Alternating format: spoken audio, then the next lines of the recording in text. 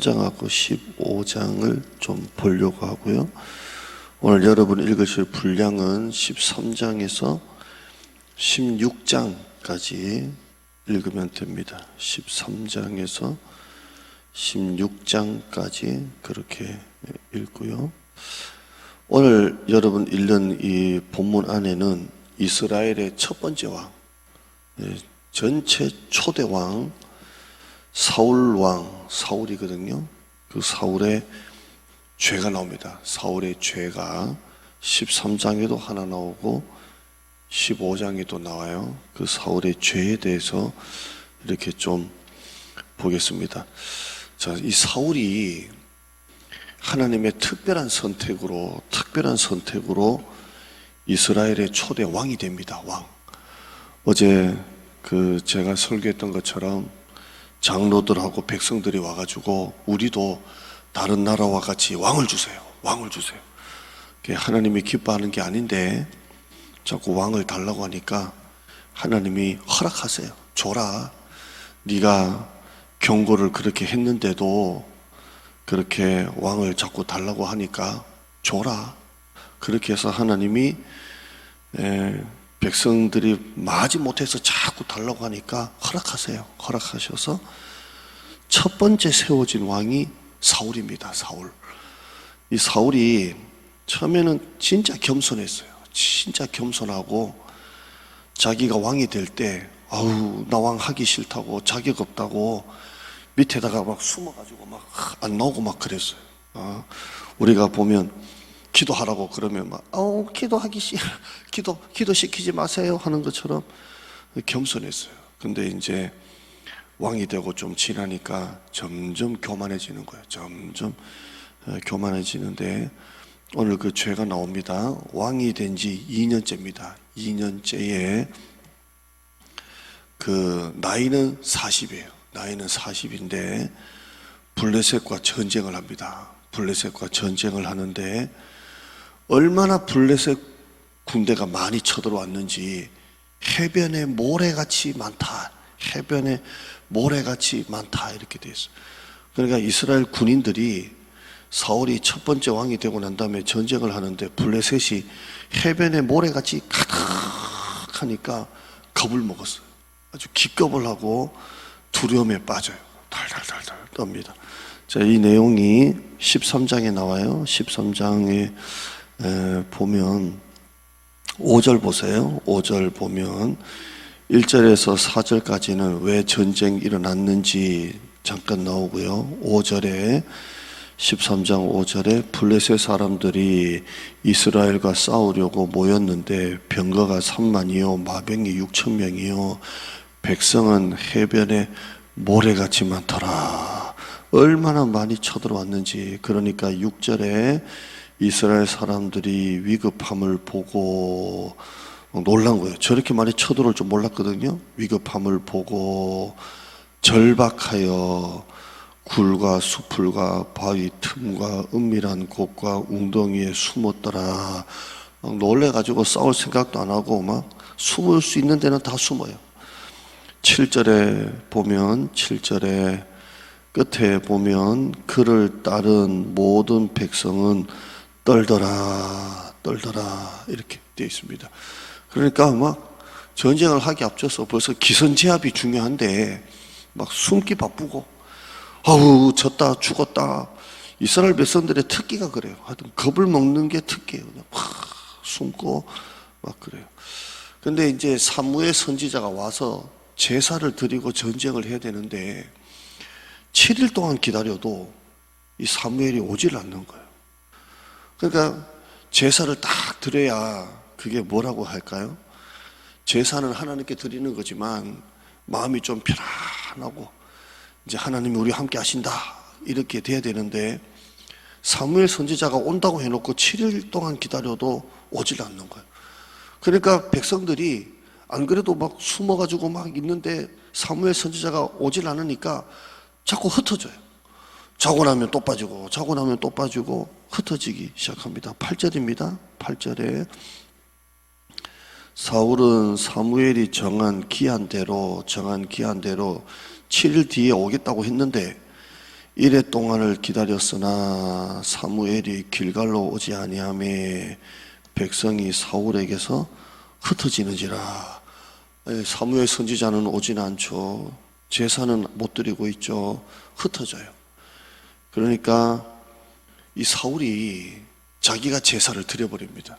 여기 보면 9절에 사울이 이르되 번제와 화목 제물을 이리로 가져오라 하여 번제를 드렸더니, 원래 제사는 왕이 하면 안 돼요. 아무리 왕이라도 왕은 정치, 군사 이런 쪽만 하는 거고, 그래도 왕이 세워줬지만 제사, 말씀을 가르치고 하는 것은 제사장이 하는 거예요. 제사장 딱 나눠져 있어요. 그런데 이 사울이 아무리 기다려도 오진 않지, 백성들은 흩어지지. 그러니까 에이 모르겠다, 내가 왕이니까 여봐라, 번제를 가져와라 해가지고 자기가 드려요. 우리 구약 저 뒤로 가보면 그 선한 왕 우시야 왕이 제사장만 할 수 있는 걸 자기가 그냥 분양하다가 하나님이 확 그냥 죄를 벌을 내리는 것처럼 제사를 드려요. 근데 10절을 보면 번제를 드리기를 딱 마치니까 사무엘이 딱 옵니다. 그러니까 그때까지 좀 기다렸으면 되는데 백성들은 흩어지지 막, 그러니까 마음이 조급해지니까 자기가 딱 이렇게 드립니다. 그래서 나중에 뭐라 해야죠. 왜 그랬냐 그러고 막 그래요. 그러니까 11절에 사무엘이 와서 이제 책망하는 겁니다. 사무엘이 이르되 왕이 행하신 것이 무엇이냐 하니 사울이 이르되 백성은 내게서 흩어지고 당신은 정한 날 안에 오지 아니하고 블레셋 사람은 믹마스에 모였고, 그러니까 내가 어떻게 안 할 수가 없었어요. 백성은 막 떨어져 나가죠. 당신은 제사장님 선지자님 오지는 않죠. 그러니까 내가 좀 했어요. 너무 다급해서. 이렇게 말합니다. 이거 죄입니다. 죄. 자기가 하면 안 돼요. 죄입니다. 네, 죄예요. 죄. 근데 12절에 이 말씀이 좋더라고요. 12절 한번 읽어볼까요? 시작. 이에 내가 이르기를 블레셋 사람들이 나를 치러 길갈로 내려오겠거늘 내가 여호와께 은혜를 간구하지 못하였다 하고 부득이하여 번제를 드렸나이다 하니라. 이렇게 말해요. 그러니까 부득이해서 드렸대요. 당신이 원래 와서 하는 건 맞는데 지금 상황이 이래서 내가 부득이해서 번제를 드렸습니다. 이렇게 해요. 여러분, 아무리 부득이해도 할 게 있고 안 할 게 있어요. 아무리 내가 다급해도 할 게 있고 안 할 게 있다고요. 여러분, 부득이하다고 죄 짓고 다녀요? 그럴 수는 없잖아요. 부득이해도 할 게 있고 안 할 게 있는데 이 사울은 부득이해서 했다는 거예요.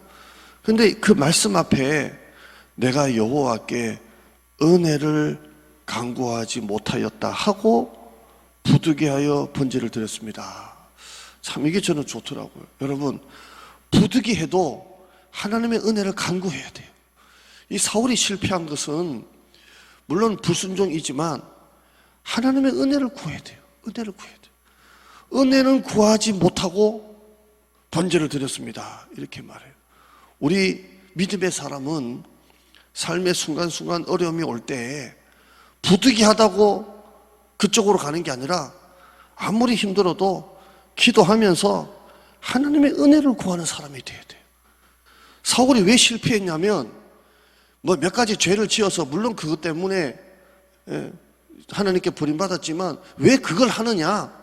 하나님의 은혜를 구하는 사람이 아니니까 죄를 짓는 거예요.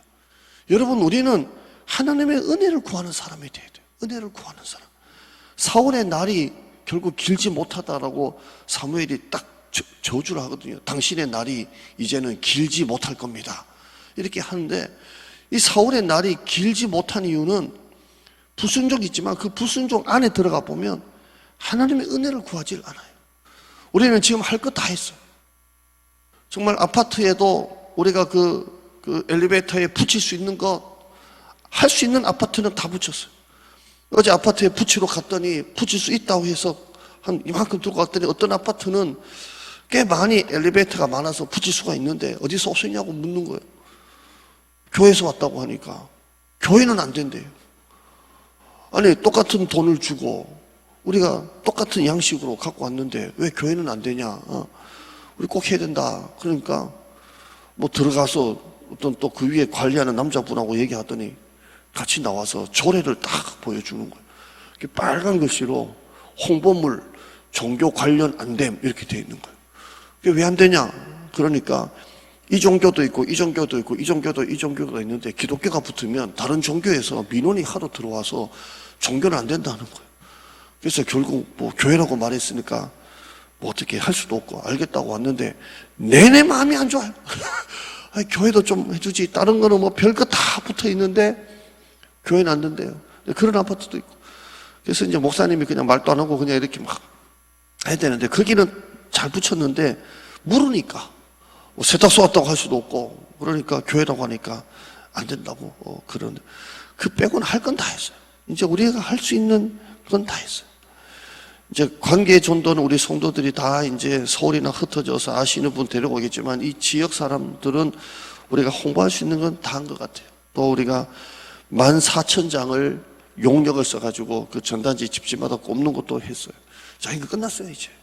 자, 이제는 하나님이 하셔야 돼요. 우리 손은 이제 끝났어요. 자, 보세요. 우리가 할 수 있는 건 다 하고, 그래도 이제는 나머지는 진짜 뭐예요? 하나님의 은혜를 구하는 거예요. 하나님, 축복해 주세요. 축복해 주세요. 축복해 주세요. 여러분, 아무리 부득이해도 하나님의 은혜를 구하는 사람 되시기를 바랍니다. 자꾸 은혜가 있어야 돼요. 은혜가 있어야 됩니다. 자, 이렇게 좀 길게 설명을 했는데요. 15장을 가보면 좀 간단하게 설명을 할게요. 15장에 가보면 또 아말렉과 전쟁을 합니다. 아말렉. 근데 하나님이 아말렉과의 전쟁을 할 때 그 전쟁에서 이기면 진멸하라. 한 개도 놔두지 말고 다 진멸하라. 진멸하라. 그랬습니다. 이게 이제 안 믿는 사람이 읽다 보면 와, 하나님은 잔인하다. 어떻게 애들까지도 다 죽이라고 하느냐 하는데 이건 영적 전쟁이라 그래요. 그냥 싹 죄는 싹 다 정리하라 그 말인데 3절 보시면 15장 3절에 지금 가서 아말렉을 쳐서 그들의 모든 소유를 남기지 말고 진멸하되 남녀, 소와, 젖먹는 아이, 양, 낙타, 나귀 다 죽여라 이렇게 합니다. 이건 하나님이 전쟁을 통해서 우리 안에 있는 죄, 마귀와의 싸움에서 한 개도 놔두지 말고 다 제거하라 그런 의미입니다. 다 죽여라, 다 죽여라 그랬어요. 근데 사울이 이기고 보니까 아까운 거예요. 야, 이거 죽이기 아까운데? 소가 너무 살찌고 좋은데?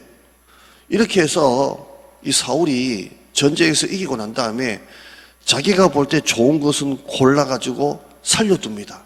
골라서 살려둬요. 마치 우리가 아무리 좋은 과일을 사도 그 박스를 열어보면 밑에 썩은 과일이 몇 개 있으면 골라내듯이 좋은 가축들은 놔두고 나머지는 다 죽입니다. 나머지 다 죽여.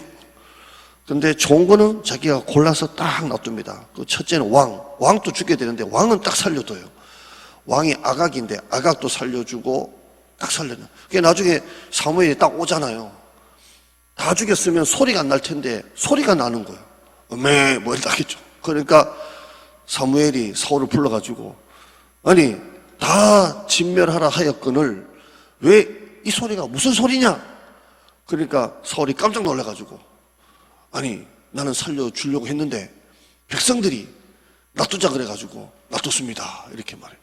그러니까 이때 나왔던 유명한 그 말씀이 뭡니까? 22절입니다 22절 보면 21절 한번 보실까요? 21절 보면 다만 백성이 15장입니다. 다만 백성이 그 마땅히 멸할 것 중에서 가장 좋은 곳으로 당신의 하나님 여호와께 제사하려고 양과 소를 끌고 왔습니다. 내가 한 게 아니고 백성들이 다 죽이지 말고 이왕 하나님 앞에 제사는 드려야 되니까 좋은 것 가지고 제사 드립시다 해가지고 낯설려 뒀습니다. 이렇게 변명을 합니다. 그러니까 제사를 드리기 위해서 가장 좋은 것은 놔뒀습니다. 이렇게 아깝지 않아요? 아깝잖아요. 근데 여러분 아까워도 불순종이에요. 하나님이 죽이라고 했는데 안 죽였으니까 아까워도 불순종이에요.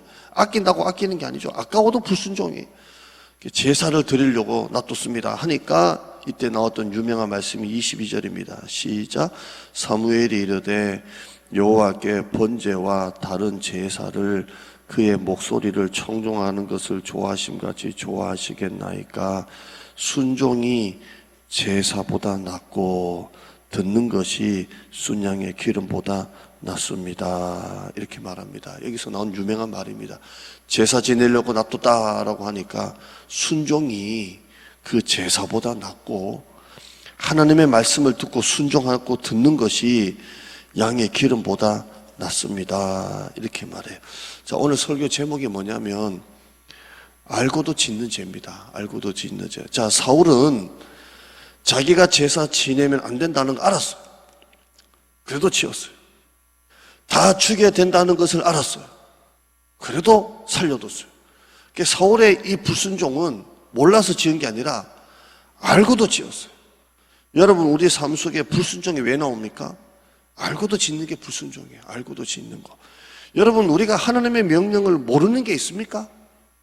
하나님의 말씀을, 명령을 이해 못하는 게 있습니까? 없어요. 그러나 우리의 삶 속에서 쭉 보면 알고도 사울처럼 내가 맞다고 생각하고 우기면서 고집 부리면서 살아가는 우리의 모습이 있다는 거예요. 불순종이 왜 하나님이 엄격하게 다루시냐면 교만하니까 그래요. 알고도 짓는 죄니까 그래요. 사울은 다 알았잖아요. 알면 안 해야죠. 아무리 아까워도 죽이라면 죽여야죠. 아무리 다급해도 하지 말라면 하지 말아야죠. 그런데 다 자기식으로 해석하고 자기가 맞다고 생각하니까 다 그렇게 해버리는 거예요. 이게 교만이니까 하나님의 불순종을 엄격하게 다루시는 겁니다. 이 사울의 모습을 보면서 우리의 모습이 보입니다. 우리도 역시 하나님의 뜻을 압니다. 겸손해야 되고 순종해야 되고 감사해야 되고 죄는 안 져야 되고 마음으로도 짓는 것도 하나님은 죄라고 했으니까. 그런데도 불구하고 우리는 고집을 부리고 내가 맞다고 생각하고 그렇게 짓는 죄가 있다는 겁니다. 오늘 이 사울의 모습에서 나 자신의 모습을 살펴보시고 순종이 제사보다 낫다, 이 말씀이 여러분에게 은혜가 되기를 바랍니다. 하나님 감사합니다. 오늘 이 두 사건을 보면서 알고도 짓는 죄가 불순종임을 알고 나도 역시 하나님의 뜻과 말씀을 알고는 있지만 몰라서가 아니라 알고는 있지만 내가 사울처럼 맞다고 생각하면서 그렇게 고집을 부리면서 하나님의 말씀에 불순종하며 살아가고 있는 모습은 없는지 오늘 말씀을 통해 나를 보는 시간, 사울의 모습 안에서 나 자신의 그 교만하고 연약하고 그 불순종하는 모습은 없는지 보는 시간 되게 하여 주옵소서. 순종이 제사보다 낫다고 했습니다. 오늘 이 말씀이 얼마나 은혜로운 말씀이 아니라 얼마나 나에게 다가오기에 참 어려운 말씀인지 알게 하시고 순종이 제사보다 낫다, 듣는 것이 양의 기름보다 낫다, 이 말씀에 은혜 받고 삶에 내 자신을 보는 성도 되게 하옵소서. 오늘 수예배 은혜를 주시고 오고 가는 성도 지켜주시고 또 이번 금요일 금요 어게인데 장종택 목사님 찬양 사역자님 왔을 때 큰 은혜가 임하는 시간 되어지게 하여 주시옵소서. 예수님의 이름으로 기도드립니다. 아멘.